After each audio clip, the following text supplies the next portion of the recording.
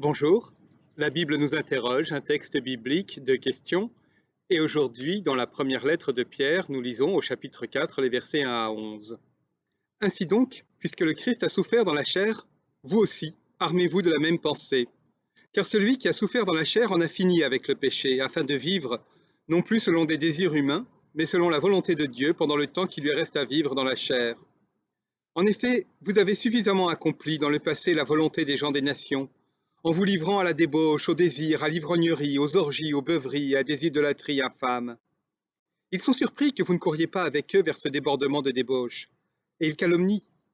Ils en rendront compte à celui qui est prêt à juger les vivants et les morts. C'est pour cela, en effet, que même aux morts, la bonne nouvelle a été annoncée, afin qu'après avoir été jugés humainement quant à la chair, ils vivent selon Dieu quant à l'esprit. La fin de tous est approchée. Soyez donc pondérés et sobres en vue de la prière. Avant tout, ayez les uns pour les autres un amour fervent, car l'amour couvre une multitude de péchés.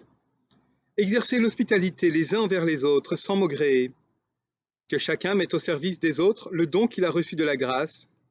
Vous serez ainsi de bons intendants de la grâce si diverse de Dieu. Si quelqu'un parle, qu'il parle de façon à communiquer les paroles de Dieu.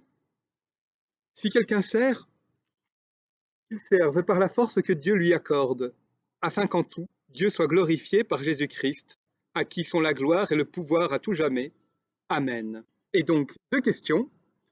La première question, c'est bien sûr, quel don ai-je reçu de Dieu?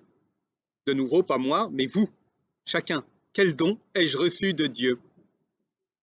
Et puis la deuxième question, c'est à quel don est-ce que je renonce dans la confiance que d'autres recevront ce don-là?